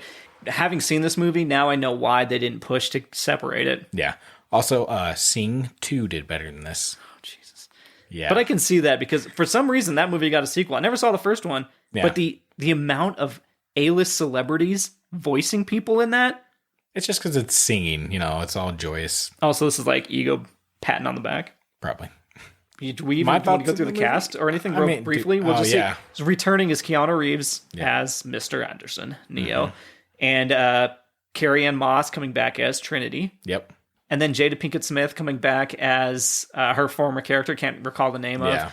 But it's a very small kind of... It's there, but it's not huge. Mm-hmm. And I think... Is that fucking it? Yeah. That's for returning cast. Mm-hmm. I know the lead guy from Mindhunter is also in there as the new Agent Smith. Yeah. The guy that plays the new Candyman is the new Morpheus. Yep. And what is her name in Iron Fist? With the blue hair? Yes. Her name is Bugs. Or sorry, it's Bugs, named after... Yeah. But what is her name in Iron Fist? Shit. Wing? Something like that, yeah. Something Wing. She's really, really good. She's the best part of this movie for me. Oh, yeah, she is. Super great actress. I guess in Carrie-Anne Moss. I mean, Keanu was Keanu. Yeah. Had Neil Patrick Harris as well. That's right. Neil Patrick was in there as a big part. Yeah. That's kind of our quick rundown of the cast that we remember. Yeah. It's fine. Yeah. Again, this isn't an underrated movie, so we're not going to give it all the attention yet. No. You know, in 20 years, if we think it's... Oh, God, if we're doing this in 20 years. We won't be, for the record. But, if it becomes underrated somehow, because movies just go off the deep end, we'll come back and talk about the cast. Right. But anyway, so can you tell me what happened in the movie at all? Like, from a base... Yeah, so, real quick, you jump back in, everyone's in black suits again. We're all black. Here we go. Trench coats. It's back. We're in the 90s. Leather. Yep. Glasses. Weird short glasses. Why did they never explain? There's no reason for the glasses. No. Is there? Because, like, the whole she made fake him wear them. Morpheus. Yeah, she was like, wear these. Because they went into, like, the white room between. He's like, oh, it's bright. It's like, wear these. It's like, that was never a problem. Yeah. In the original. But the room's too bright. Get the fuck out of here. Yeah, so that was really bad on their part. But you don't need to go through phones anymore to get stuff around. They use all this new technology. Like, bots are a big thing. Yep.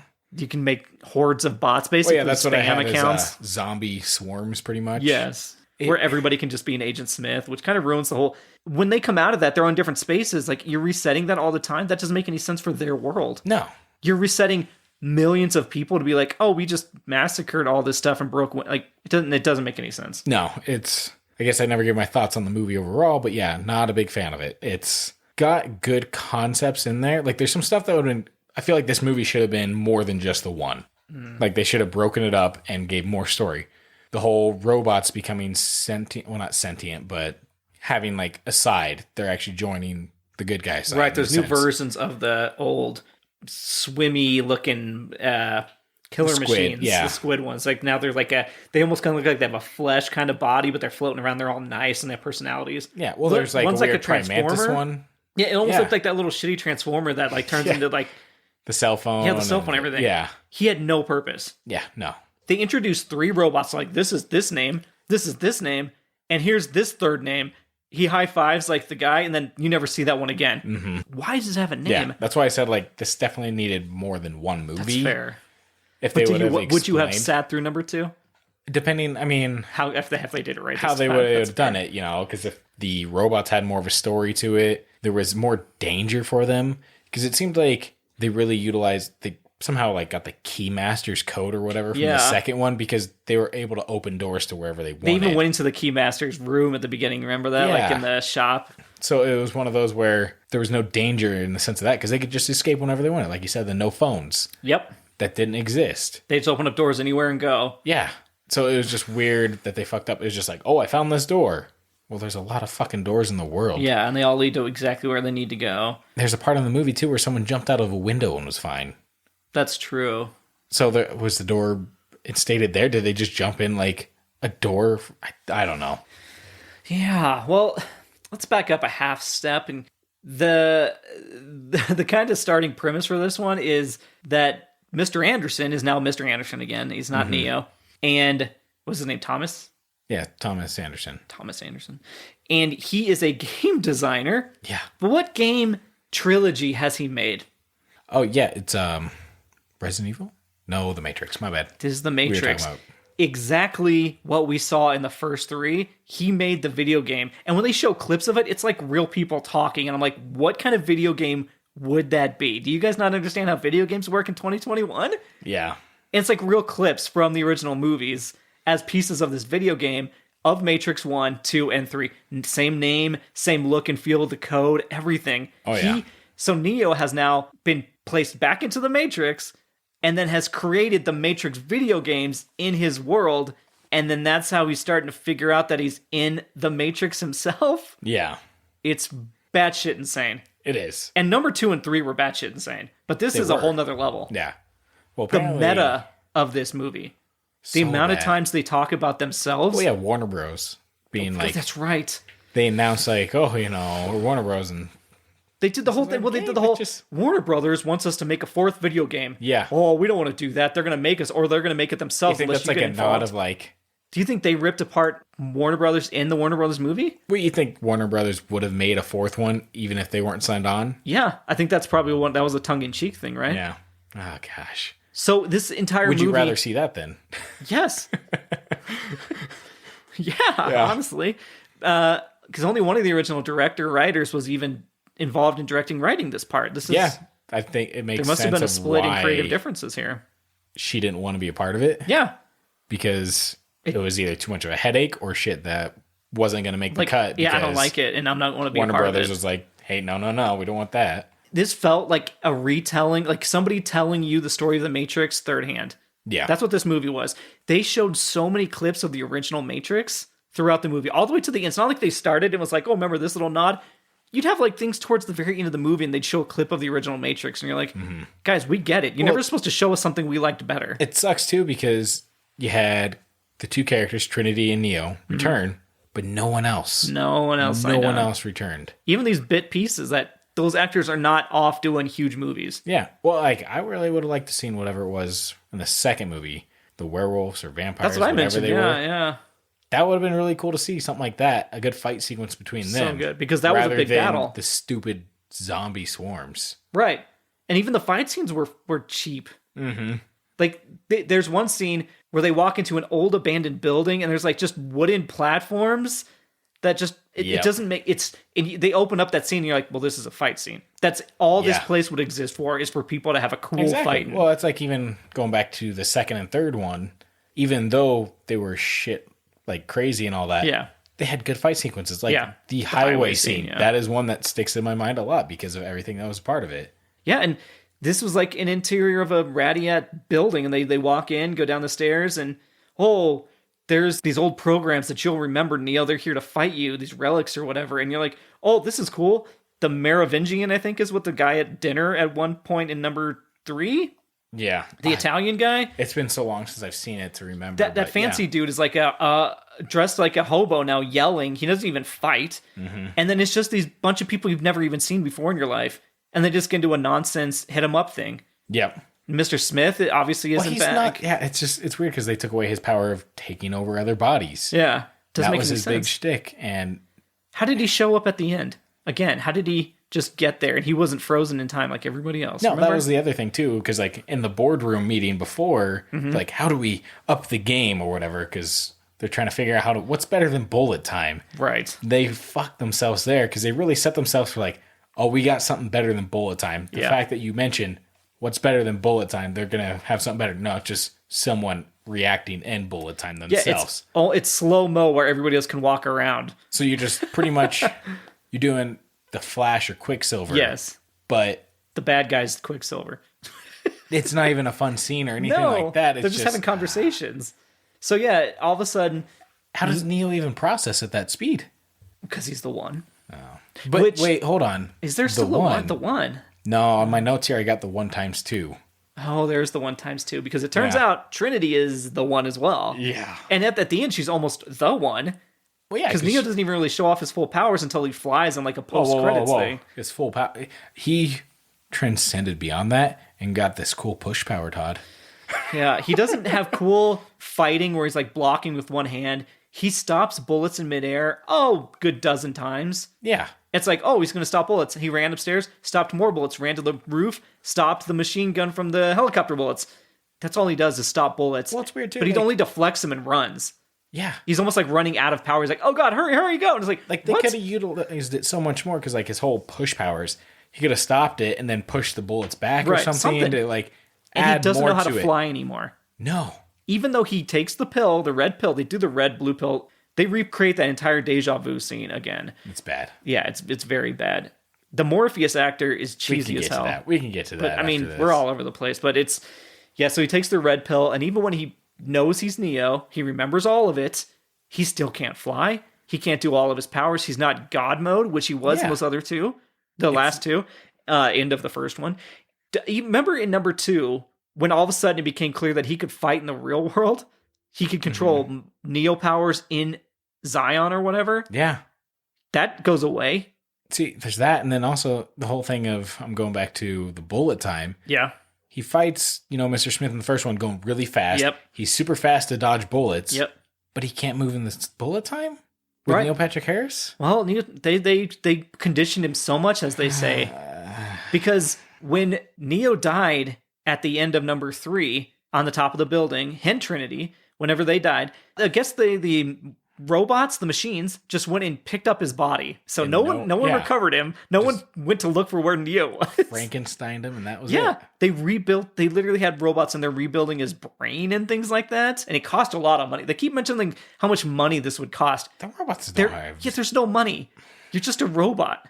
Yeah. Anyway, so they rebuild him as like a Frankenstein. Like they should have said like, it cost a lot of energy or whatever it was to where it made sense of like, we just shut down half of our machines just so we can power. They're not like, hey, I got a $20 bill here. Right. There's no money ever anywhere. Yeah. So it's bizarre. He's like, I had to get, the robots talk as if there's like a hierarchy of like, well, I had to get this approved to do. Oh my God. Mm-hmm. Fucking insane. There's no hierarchy. It's one fucking machine. Yeah. Anyway, he gets rebuilt and so does Trinity. Yeah. And so then they just use them to power all the machines. Somehow them being close to each other powers the machines. If they get too close, it ruins everything. I don't know. This is where if it was multiple movies, like they could have done the first movie kind of explaining like, oh, the new Matrix is open or whatever it is. Right. We don't know what's powering it. Yeah, Matrix 2.0. Yeah. We don't know what's powering it. So there's the whole, them trying to figure out the end could have been the stinger of it being Neo and Trinity powering the new Matrix. They find out. Like tease us throughout, like there's more power when they're closer together, but we didn't notice it until they tell you at the end or something. Yeah. This is where the multiple movies could have worked out for this. Fair. Man. Well, how many times did they have to have the conversation of, again, this is now the 4th movie in this quadrilogy. Yep. And are you the one? I never believed in the one. No, it has been fucking established. Yeah. It is set in stone that there is a one. This dude did Matrix moves, stopped a machine in the real world somehow. That was never explained in, I think, the original movies. No. But this guy can fly. He was already the one. It was proven the Oracle, everybody, he met the architect, he reset the entire Matrix, all this. And they still, even Jada Pinkett Smith reprising her role is like, I never believed in the one. I'm not sure I still do. And it's like, what are you fucking talking about? This is the whole premise. Yeah. I don't know. Yeah, it's ridiculous of her being like oblivious to it all. And then, of course, in their new world, like you're saying, they have the marble robots or whatever. Oh, not Marvel, but the marble. Marbles. They're made of tiny like beads. Yep. And it's just weird because they're indestructible. Yeah, so these are almost like a hologram in our real world, just made out of beads. So they can move around. They just look like a floating thing of like beads. You remember the Vector Man game back in the day? Mm-hmm. Very tiny bald version of this person. But so you can make another Nate walking around in the house, just and he can like go into vents and move around, which we can't be clear he doesn't do. He's a sneaky little fucker. All right. You remember that from the old episodes. I'll never forget about the sneaky fuck. But no, these things are indestructible, as you said. Mm-hmm. They could take care of all the problems without anybody worrying about it. And then the other part is they form to the mind or whatever it is. Couldn't they just like get a whole bunch of those and make like a Godzilla in a sense? Oh, yeah. All right, there you go. Okay, fucking Godzilla marble. They cast this guy as Morpheus. Yeah. So let's get into Morpheus. Yep, okay. So Lawrence Fishburne played the original Morpheus. Mm-hmm. Great. He was perfectly cast for that. Oh, yeah, he was amazing in that. They recast for, I assume, because Lawrence Fishburne didn't want to come back. And they said, well, how do we get around this? Well, it's a computer. We can make him look whoever we want and just hand wave it off. Okay, whatever. But the actor plays him not like Morpheus at all. He's supposed to be the exact same character. This isn't just a new interpretation of him. It's the exact same character, but also downloaded with something else. Wasn't it Mr. Smith? Oh, that's like pieces of Mr. Smith or something? So either way, it doesn't... This guy is like dancing in a bathroom at one point. Dancing. He's chewing the scenery for no reason. Yeah, he looks ridiculous. He's over the top. Yes. It's one of those, like, if they would have explained it, like, oh, well, clearly both codes together didn't work out, so they kind of had an issue or something like that. Or they had to mix him with other people that weren't just two stoic guys. Yeah. Well, I guess, what is it? 2 negatives make a positive, or no? 2 O's make a 1. Yeah. Either way, it was ridiculous of the way he was. And then you get to there's the fighting scene, the karate scene. Yep. And you think about that scene, there was nothing really iconic with that either. No. Like, that's a good hand-to-hand combat scene. Keanu Reeves being one that does his own stunts, he knows karate. You should be able to zone in on a good fight scene there. Yeah. Just like you had in the original. Like, I still remember the push when he hits him and all that. Like, oh shit, he's coming back. Like, even the team was there watching. Yeah. And it was a big, like, all right, who's going to win? Didn't have that kind of battle going on. Everybody watching on these fake screens, like, they were trying to recreate what you saw in number 1, right? Like, oh my gosh, look at him. It is like he's doing it. It doesn't have the same impact when we're seeing it for the 4th time. They were not up to the task of the original crew. No. I'm sorry. Like, I'm sure they're great on their own, but this, I mean, that's a result of bad directing. Yeah, no, it definitely is. And then on top of it, there's no stakes. No one dies. No one dies. At all. So that's what makes it even worse of, like, you know, when they were saving Neo. Not even the bad guys. Well, yeah, but when they were saving Neo, that could have been one scene right there where they could have killed off a member. Yeah. They could have, you know... Bugs should have died just because Bugs was the best character, like, most fleshed out. Mm-hmm.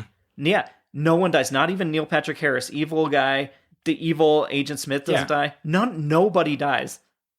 It's so bad. How does everybody survive this? Because they tell you the names of, like, this 8-person crew on the new ship, the Mezzanine 3 or whatever, and none of them die. Not even do the robots even die? No.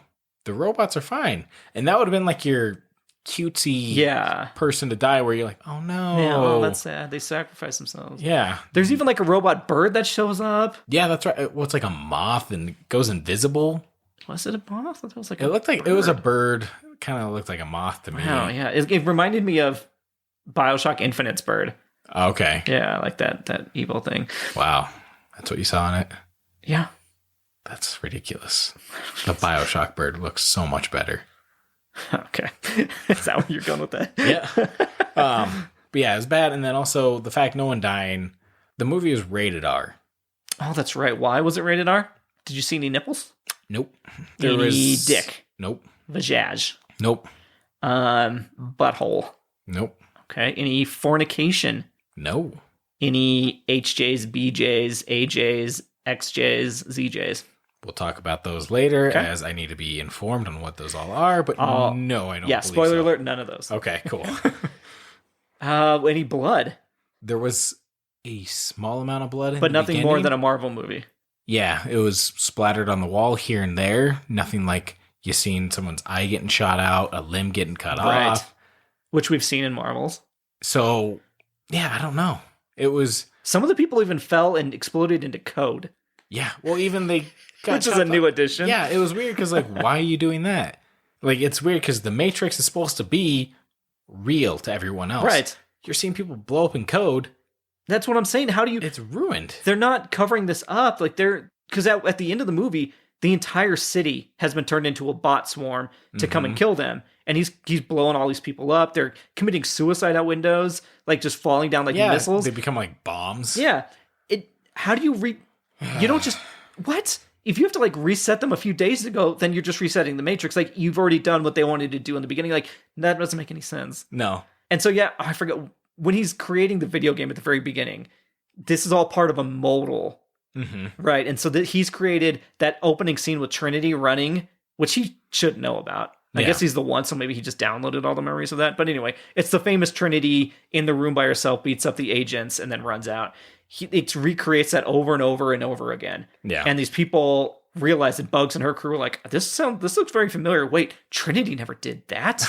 And so like they interfere. And then at the time, the Morpheus guy is the Agent Smith in that modal, right? Yeah. That's why. And so then when they bring him out with the red pill, you have to have like 3 red pill scenes in this movie to get everybody up to speed. Yeah. And then they do. Then he's like, oh, now I'm also Mr. Smith in that, but I'm really Morpheus, and I've been hidden in this thing. And Neil Patrick Harris is Neo Thomas Anderson's therapist. Yep. Who's keeping him under wraps, like trying to keep him in control. Oh, I'll write you a prescription for more blue pills. Yeah, and it's a whole montage, and that's what the trailer is that song that plays, and there's the blue pills, one makes you grow strong. It's the Alice in Wonderland song. And what they even mention in the movie, they try to do like a nod to the audience, but it's really one of those where X-Men's tried it and you go, well, that's really shitty because we don't like this. Where they go, they were trying to hide Neo in the Matrix by making him the creator of his own video games called The Matrix. Yeah. That doesn't make any fucking sense. Oh, yeah. Neil Patrick Harris would have been like, no, you can make Fortnite. Like, you don't get to make your own life. Yeah, because then obviously he was able to bug his own system. Yeah. And he made the modal, which he subconsciously thought was getting out to the world. Yeah. And it worked, but whatever. What'd you think of Trinity in the Matrix world? I liked Trinity in the Matrix. Carrie-Anne Moss is great screen presence. Oh, yeah. No, she did a really good job. Fantastic. Like, how do you think she dealt with the family at the end? Not good. So, well, when Carrie-Anne Moss is in a movie, I'm always like, that's going to be a really good scene, whatever she's in. She's super solid. So you make it believable that she is Trilly? Is that her name? Or Lily? It's something close. Trixie? Shit, yeah. I can't remember the name. It was something she hated. Tiffany, maybe. I don't know. Something, it sounds like Trinity, but it's close enough. She has a husband and son and daughter. And they go into this coffee shop all the time. Yeah. And she's willing to cheat immediately, I think, on her husband. Because Neo... Is it her real husband? Right. I mean, it is to her. But anyway, so she has this family in the new Matrix. And she goes in the same coffee shop that Neo's in.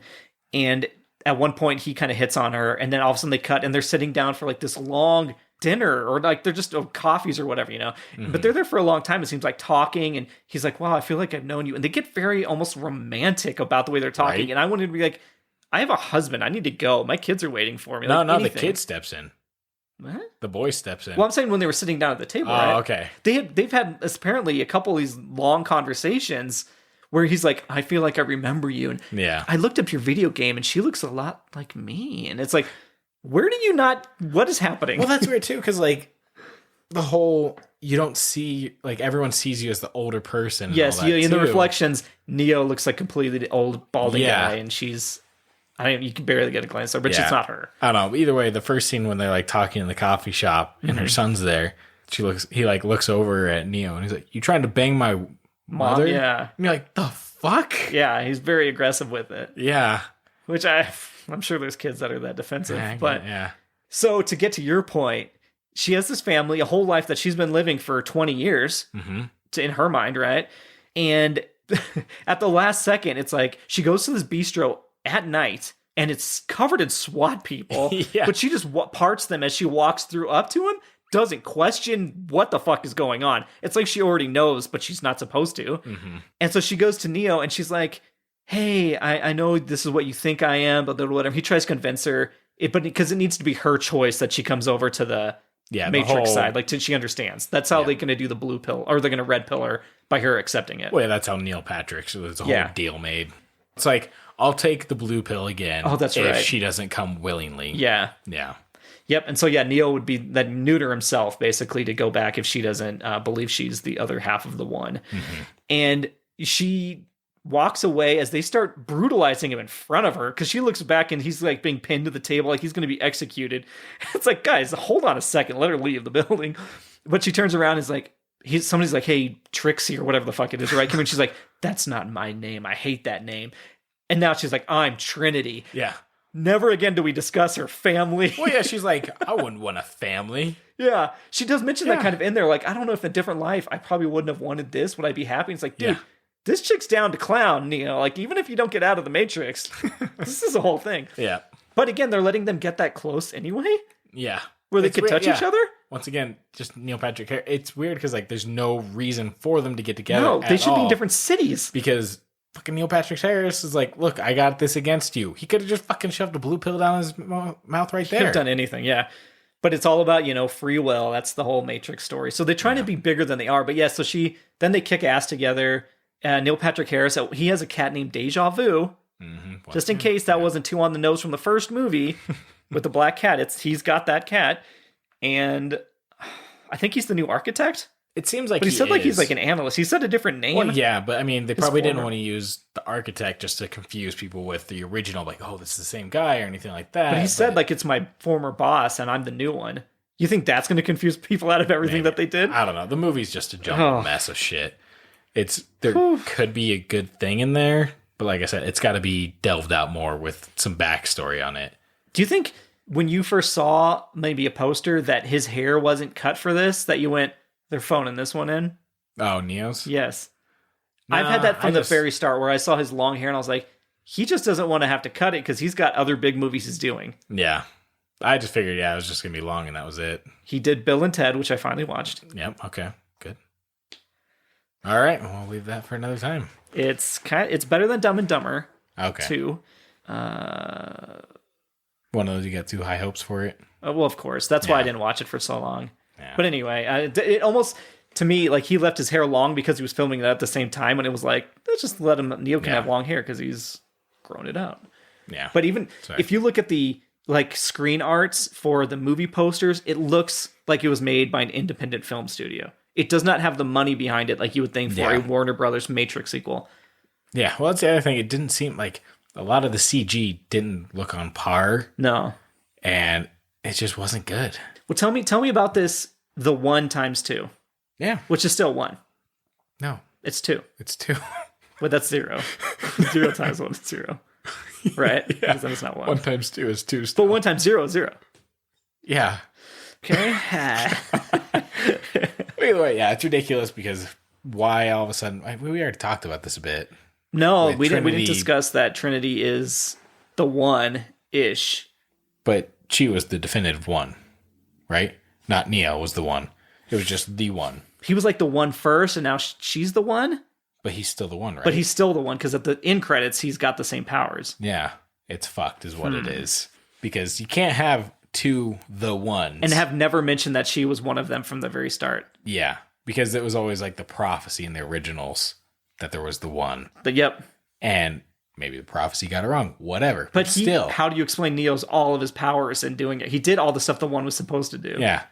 Is it because they had sex too many times that some of the powers transferred over and that's how he lost his flight? Those women be draining our powers, I tell ya. Am I right, fellas out there? Hoorah! Hoorah! I do not agree with Todd's views here, guys. Nate just gave me the devil horns behind the table there. He's like, yeah, fuck yeah. He just put on fucking pit viper sunglasses and leaned back in his chair. All black suit, black leather. Here we go. Oh, God, again, those outfits. Terrible. Why did they not update the outfits?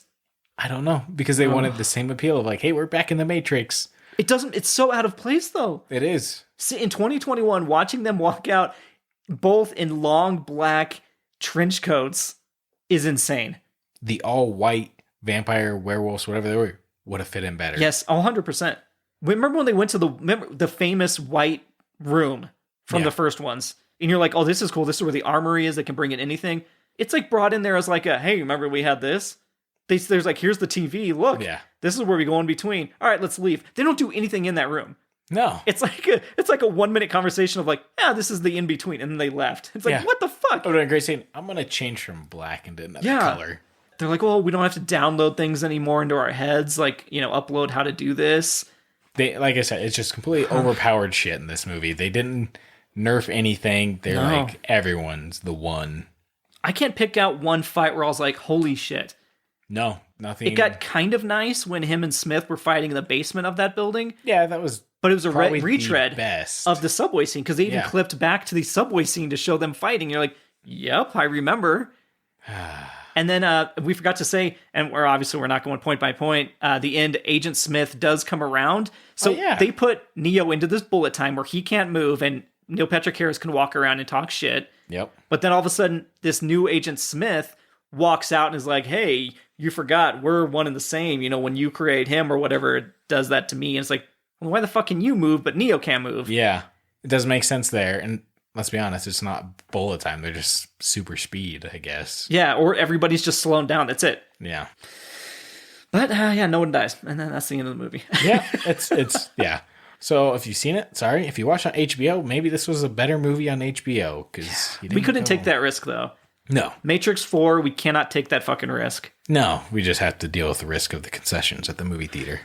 We didn't even talk about that. Jesus, that was... How long do you think we spent in that concession line? At the Cinemark. Remember, guys, I called you out last. Longer than we should have. What do you think? Like half an hour? Probably like 20 minutes, 25 minutes. So like half an hour. 20. It wasn't a half hour. You're really just like, let me stretch the truth. What? I'm pretty sure it was half an hour. Because we got there before the movie was started. We didn't get there till the trailers were almost done. Yeah.